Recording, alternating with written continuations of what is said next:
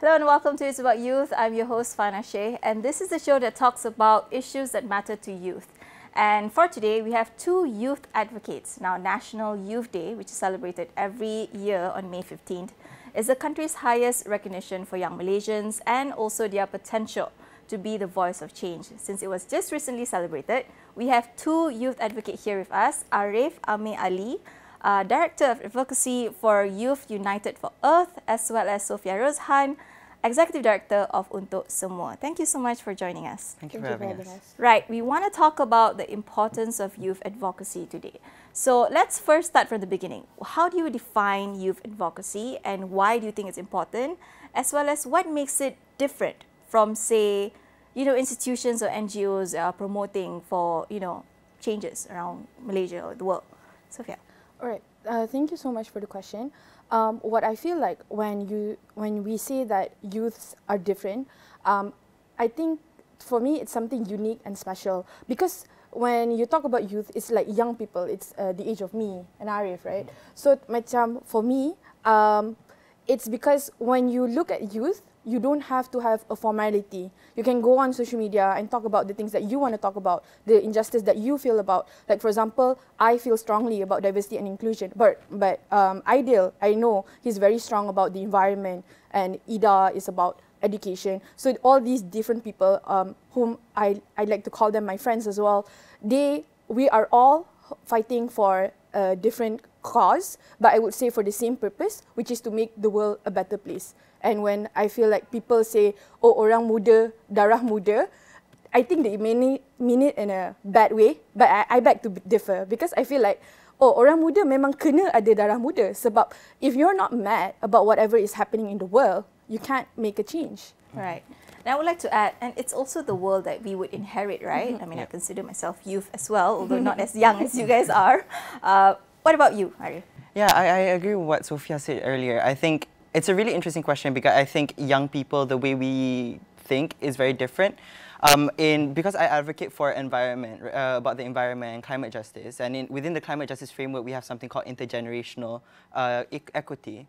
And so I think the way youth advocacy is different is how we view things in the world, because how we navigate through the world is very different. So, for example, let's take climate change, for example. For young people, we sense like an impending doom when it comes to climate change. So how we advocate about that is totally different for someone of a wiser generation.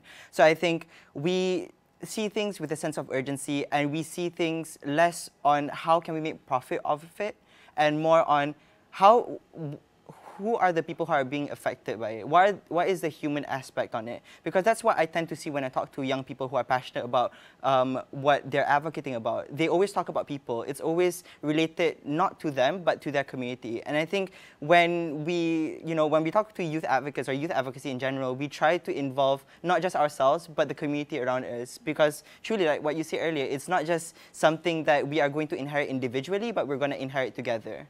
Right, right. And, I like the way you said there's a sense of urgency to a lot of these things, because, stuff like climate change, for example, it's just around the corner. So if we don't do something about it today, especially young people like us, it's going to be bad for us in the future. Right. Let's share a bit about your experience, being a youth advocate yourself. Ariff, let's start with you, since you've already got the ball rolling there. Share me your experience, being involved in youth advocacy and the sort of impact it brings. Yeah. So before I became the Director of Advocacy at Youth, or Youth United for Earth, I worked with UNICEF under their Young Leaders Program. So during that time, that was really the time that I managed to go on the ground and actually see the problems that you would just read up about. So during my time as a young leader, I worked on education. And so me and my team, we came up with proposals and for a budget recommendation. We also ran a pilot project with a local PPR flat. So we worked with their community and taught them about literacy, and we taught them essentially, because the problem that we figured is because the urban landscape is essentially certain schools are underfunded and there's not enough resources for teachers to actually provide adequate support for the students. So we wanted to help them improve their English communication skills, because it's so important to get more opportunities. So we worked on a literacy project for that. And what we saw by the end is really just the students being comfortable enough to speak basic sentences English. It might not exactly be, a super nuanced conversation, but the fact that they can get their ideas across for not being able to at first was amazing. And, and I tried to apply that on a school level. So we worked with a local Orang Asli community. So we taught them a bit about BM. But there was a slight problem with that, because I think when you enter advocacy, you don't really see all the facets about these issues. So when I got on the ground, I finally saw that, oh, okay, if you want to do in a certain community, you have to understand why exactly do they want to do that. What is the cultural differences that we have? What is the cultural significance? So that is for that aspect. And currently, I'm doing mostly about researching about climate policies, so UNFCCC policies, and just running Instagram reels and content to educate more young people about it. Right, it's very inspiring. What about you, Sofea? Oh, thank you. I think what Ariff mentioned before this, like about the impending doom, really flows into what I do at Untuk Semua. So Untuk Semua was actually, like the phrase Untuk Semua, right? It's actually something that I scribbled as a 16-year-old in my diary. So at that point of time, I didn't know what it was. But then as I grew older and I got out of, I'm from Kota Baru, and when I got out of there and went to right, it's, I can feel it. Like I can feel that I know what Untuk Semua is for now. I wanted enough. Like I'm done with the bickering and fighting. I'm done hearing about the pride and prejudice that's happening in our communities. I'm done with that, right? So I wanted a world untuk semua. So when I discovered that, why is it so hard for us to be diverse? No, we are already diverse, but then why is it so hard for us to be inclusive? Is then became the problem statement for my very first project with Untuk Semua. We did a 2-day, 1-night workshop per se. It was a leadership thing.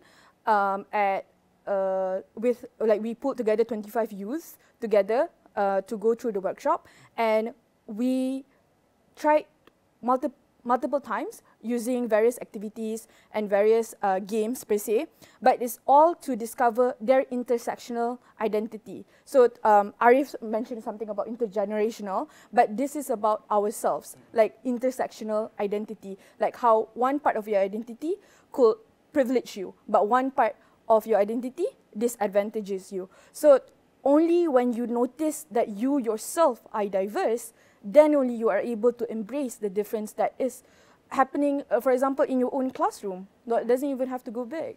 Right. And this is setting up for a world that is more inclusive, a world that is more, promotes diversity.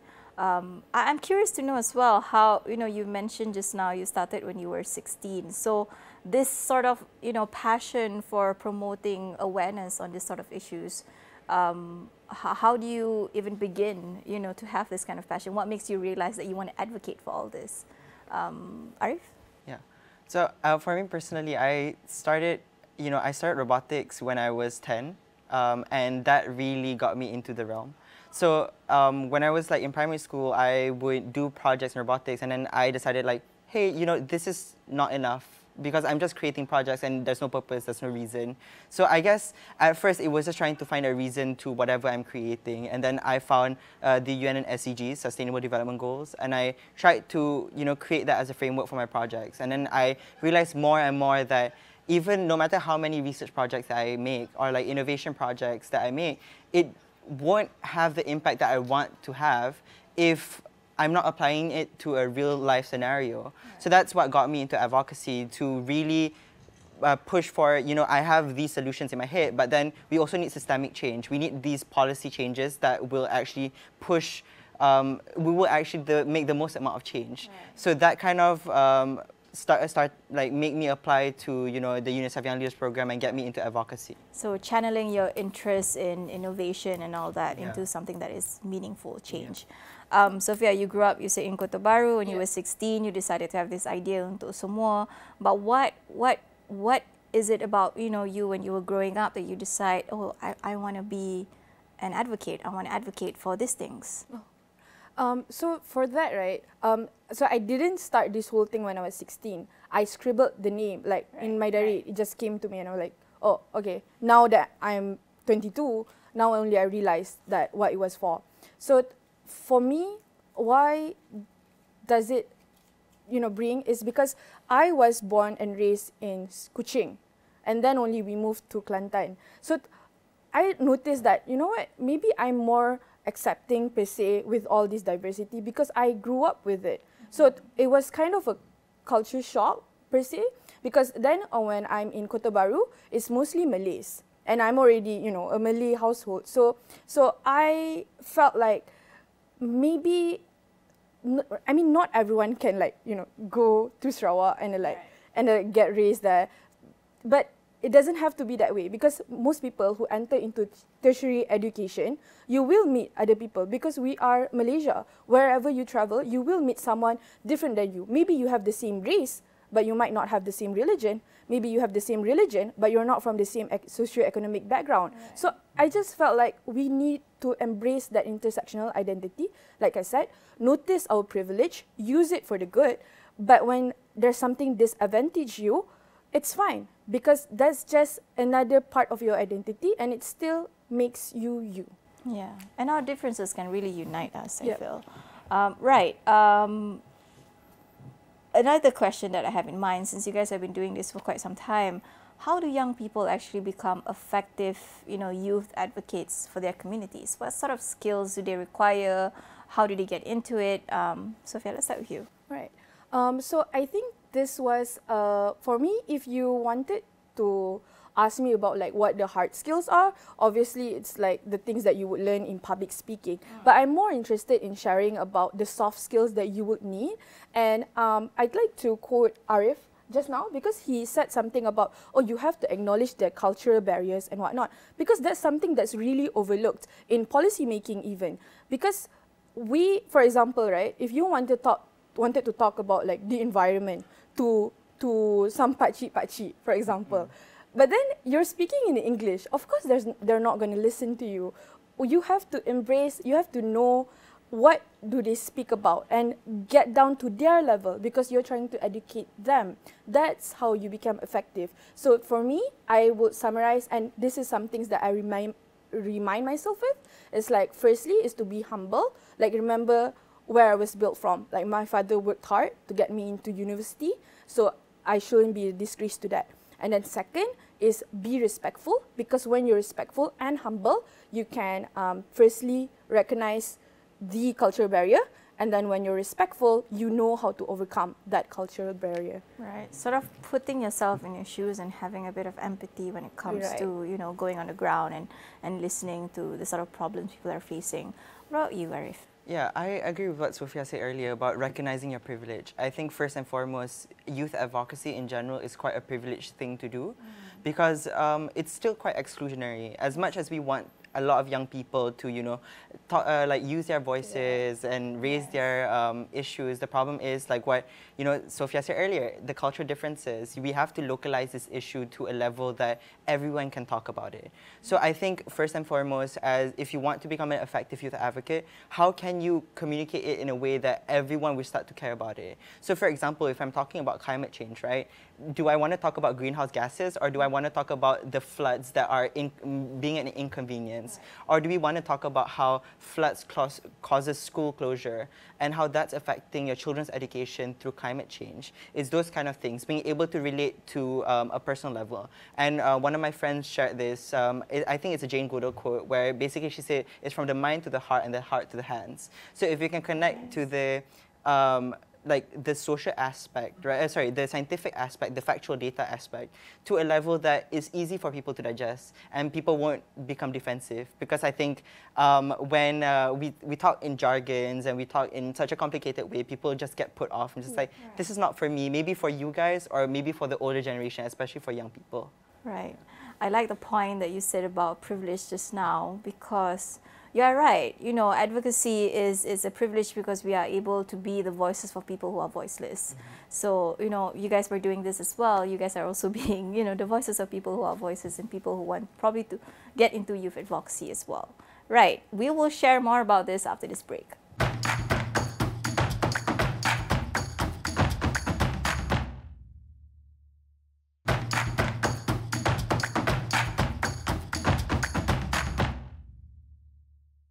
Hello and welcome back to It's About Youth. I'm Fana Sheikh, and today we are joined by two youth advocates to talk about the importance of youth. Ariff from Youth United for Earth, as well as Sofea from Untuksemua. Now we talked about, their background, youth advocacy, what is defined as youth advocacy, and basically the foundation of it. Now let's talk about some of the challenges faced by youth advocates in actually, doing their day-to-day tasks. Ariff, let's start with you. What are some of the challenges you feel youth of today faced in voicing out their opinions? Yeah, I think young people have this problem of getting people to take them seriously. Okay. It's just a common tale that it's the same thing over and over again. But I think from a personal level, like an example that I can give, right now I'm advocating about climate change, right?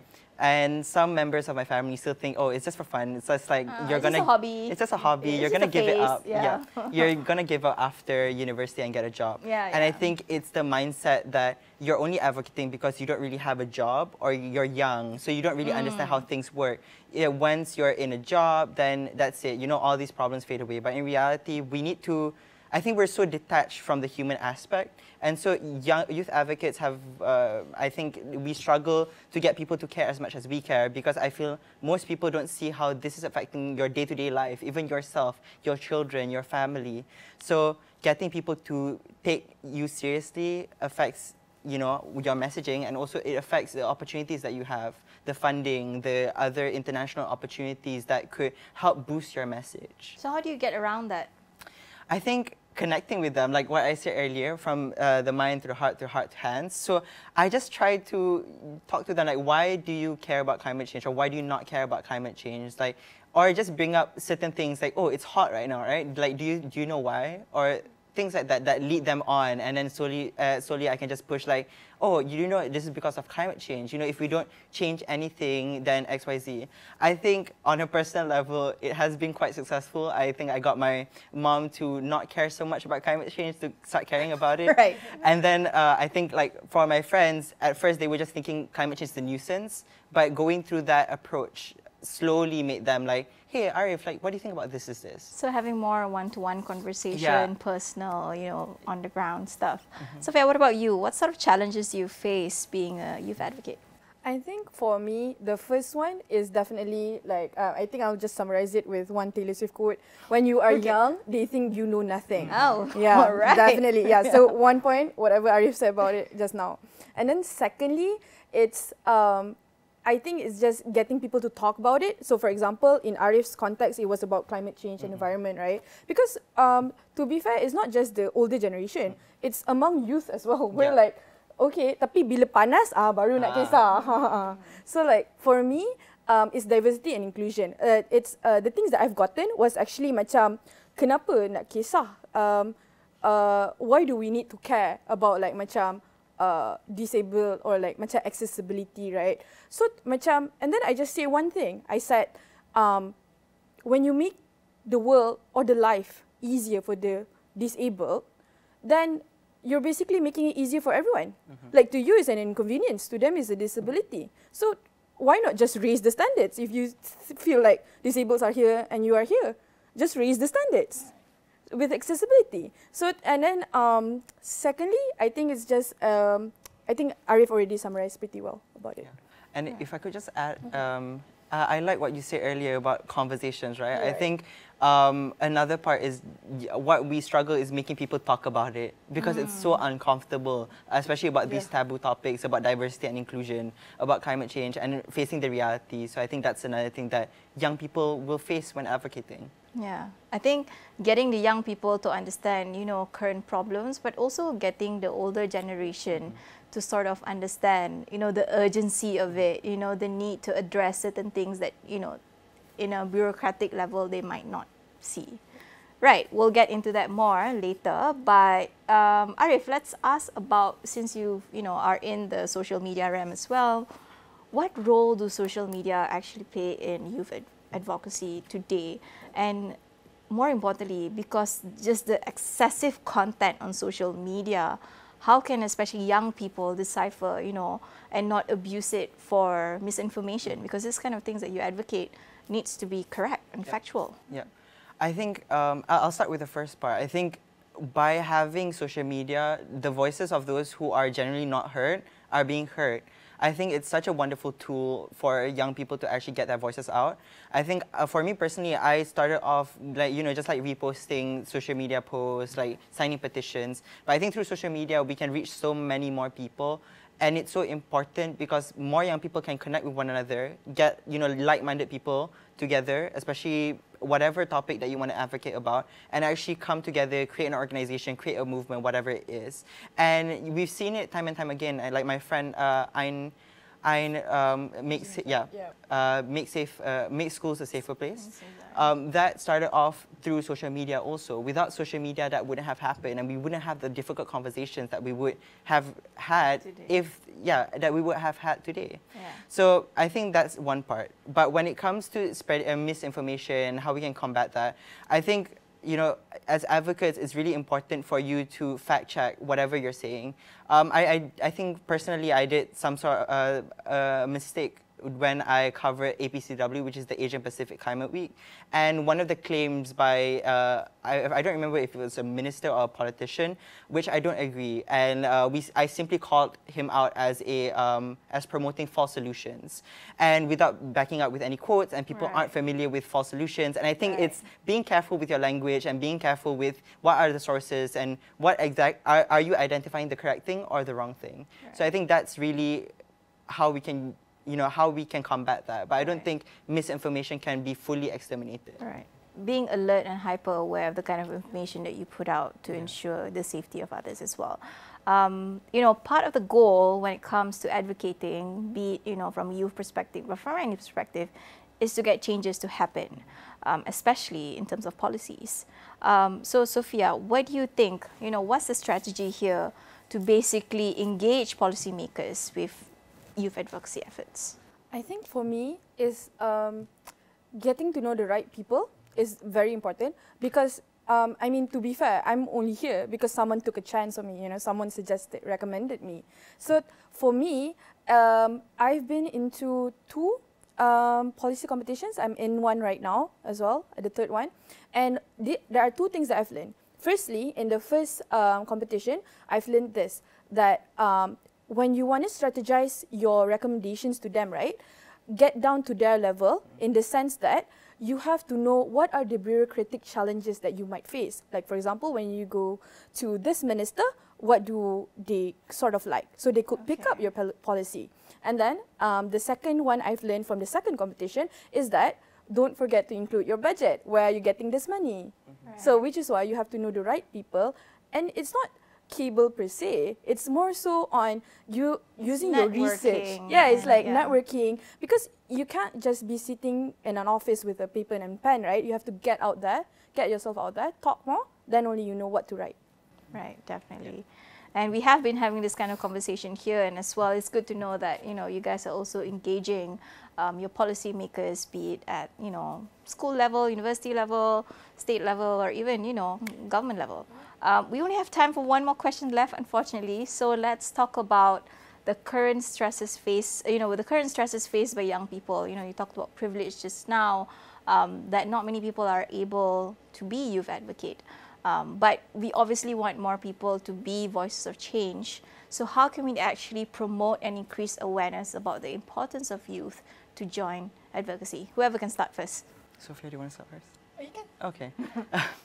I think first and foremost is I don't know, but it might be me personally, but there is this notion that young people have to use their voices to bring up these issues. But I think it's always coming from people of a wiser generation who are already empowered. They're like, young people have to talk more about this. But I think it's shifting the focus from, their own responsibility to young people. I think first and foremost, we have to,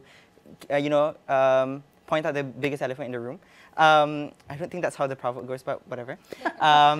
But I think first and foremost, like the stresses that we face is just climate anxiety in general, and how do we get more young people to talk about this is just, knowing that your voices actually matter. I think we go into the cycle of inaction, we care a lot, and then we get angry or we get worried, and then we start talking about it, and then someone along the way will say, oh, you don't know enough, you don't have the language, you don't know the bureaucracy, and then you get shut down and you just give up. And then that moves on from one generation to another, and then where do we get then? Right. So getting that complaint to actually being an action. So in between, having someone to motivate you, having someone to... Yeah, I think it doesn't end just at motivation. It also, you know, things like seeing young people as youth negotiators. Like at UNFCCC, there are youth negotiators, and getting them into consultation panels. Like in the NRES, we can have certain panels with young people, like for climate change or for diversity. Youth representation, that's the word. Yeah. Right. Sofea, last goes to you. So for me, youth representation, as much as it is needed, it should be, but there's also a need for the wiser generations to start trusting us more. Like, guys, we're in the age of social media, internet, everything is at the end of our fingertips, and our fingertips can actually search more. So I think trust goes two ways as well. Like the youth advocates as well cannot just go around and saying, oh, they won't believe us, they won't believe us, they won't trust us. Like, I wouldn't be where I am if a older generation didn't believe in me. And to me, I think we like to think big. You think that the older generation is just someone from the ministry or someone who has a big name in the country already. But for me, I am glad that my dad now believes in me. That's an older generation as well. Right. Small changes will, you know, create a ripple effect to bigger ones. Right, there you have it. Two very intelligent, brilliant youth advocates talking about the importance of youth advocacy. That's all the time we have. Thank you so much for joining us. I'm Fana Shea. Thank you for watching.